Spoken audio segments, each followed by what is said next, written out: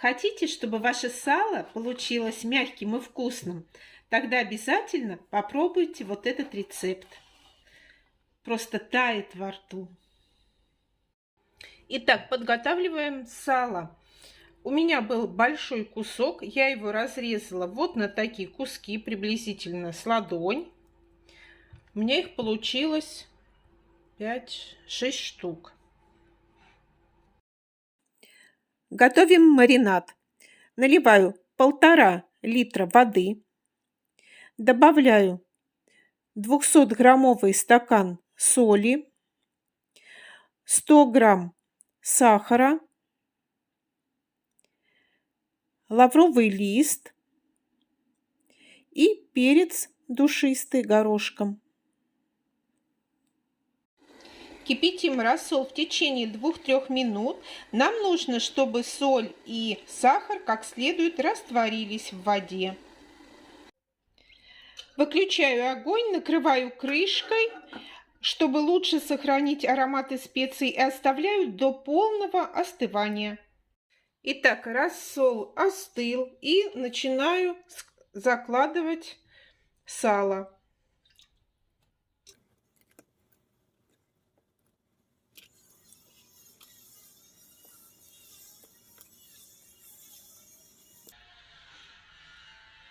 Укладываем кусочки так, чтобы они полностью были покрыты рассолом. Накрываю крышкой и оставляю на 3 суток при комнатной температуре.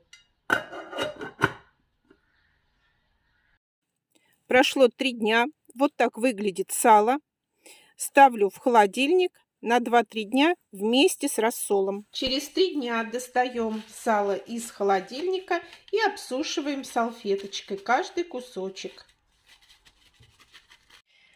Чеснок продавила через пресс. Здесь у меня по 1 зубчику на каждый кусочек сала.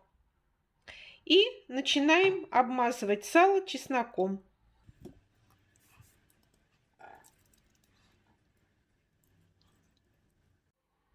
Посыпаю кусочки сала черным и красным перцем со всех сторон. Можно взять один из перцев, или черный, или красный, какой вам больше нравится. И втираем. И так поступаем с каждым кусочком. Вот такая красота у нас получилась. Как хранить? Один кусочек я кладу в контейнер. Он у меня будет стоять в холодильнике. И мы будем его есть прямо сейчас. Остальные кусочки по отдельности, по 1 куску я складываю в пакеты. Можно завернуть в пищевую пленку.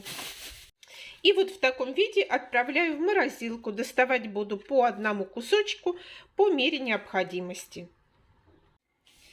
Если вы хотите поддержать развитие моего канала, пишите любые комментарии, ставьте лайк и делитесь этим видео со своими друзьями. А также проходите по ссылочкам в описании и смотрите другие видео на моем канале.